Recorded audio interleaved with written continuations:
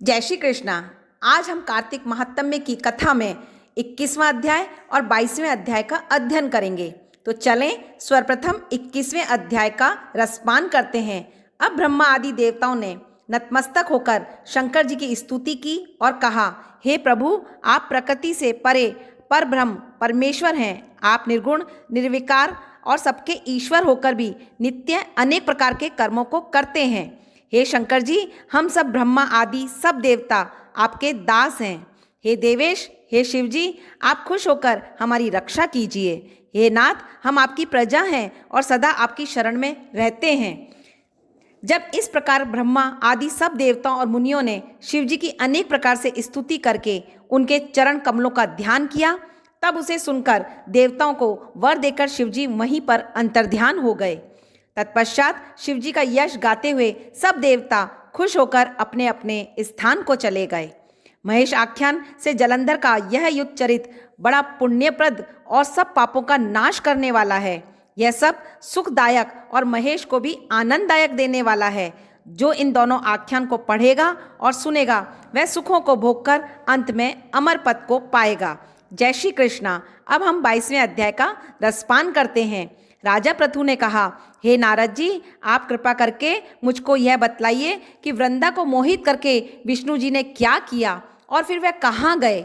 जब देवता स्तुति करके मौन हो गए तो भगवान शंकर के खुश होकर देवताओं से क्या कहा, हे ब्रह्मा आदि देवताओं, जलंधर तो मेरा ही अंश था। मैंने उसे तुम्हारे लिए नहीं मारा, यह मेरी सांसारिक लीला थी, ऐसा भगवान विष्णु ने कहा। फिर भी आप लोग अगर सत्य कहिए कि इससे आप सुखी हुए या नहीं। तब ब्रह्मा आदि देवताओं के नेत्र हर्ष से खुल गए। उन्होंने शिव जी को प्रणाम करके विष्णु जी का सब वृत्तांत कह सुनाया, जो उन्होंने बड़े प्रयत्न से वृंदा को मोहित किया था तथा वह अग्नि में प्रवेश करके परम गति को प्राप्त हुई। देवताओं ने यह भी कहा कि तभी से वृंदा को की सुंदरता पर मोहित हुए विष्णु जी उसकी चिता की राख लपेटे हुए इधर उधर घूमते हैं। अतः आप उन्हें समझाइए, क्योंकि यह प्राकृतिक चराचर आपके अधीन है। देवताओं से यह सब सुनकर शंकर जी ने उन्हें अपनी दस्तूर माया समझाई और कहा, यह सारा जगत उसी के अधीन है। उसी से मोहित विष्णु भी काम के वश हो गए हैं, परंतु महादेवी उमा श्रीदेवी की जननी सबसे परे वह मूल प्रकृति परम मनोहर और वही गिरजा भी कहलाती हैं। विष्णु जी का मोह दूर करने के लिए आप सब उनकी शरण में जाइए। यदि वह खुश हो जाएंगे तो आपका सब काम हो जाएगा। शंकर जी की आज्ञा से सब देवता मूल प्रकृति को खुश करने चले गए।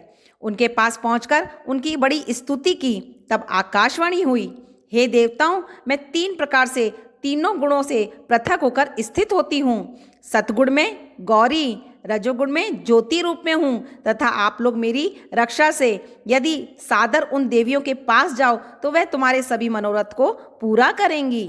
यह सुनकर देवताओं के नेत्र खुल गए और वह भगवती का आदर करते हुए गौरी, लक्ष्मी और सरस्वती को प्रणाम करने लगे। सब देवताओं की भक्तिपूर्वक प्रार्थना से वह सब देवियां प्रकट हो गईं। सभी देवताओं ने खुश होकर निवेदन किया। तब देवियों ने कुछ बीज देकर कहा, इन्हें ले जाकर दे दो, तुम्हारे सब काम सिद्ध हो जाएंगे। ब्रह्मा आदि देवता उन बीजों को लेकर विष्णु जी के पास गए। जहाँ वृंदा की चिता जली थी उस भूमि पर डाल दिया, जिसमें धात्री, मालती एवं तुलसी जी प्रकट हुई। विष्णु जी ने ज्यों ही उन स्त्री रूप वाली वनस्पतियों को देखा तो वह उठ बैठे। कामासक्त चित्त से मोहित हो उनसे याचना करने लगे। धात्री व तुलसी ने उनसे प्रीति की तो विष्णु सारा दुख भूलकर देवताओं को नमस्कार करके अपने लोक को चले गए।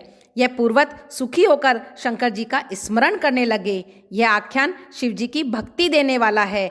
जय श्री कृष्णा। कल हम 23वें और 24वें अध्याय का रसपान करेंगे। जय श्री कृष्णा।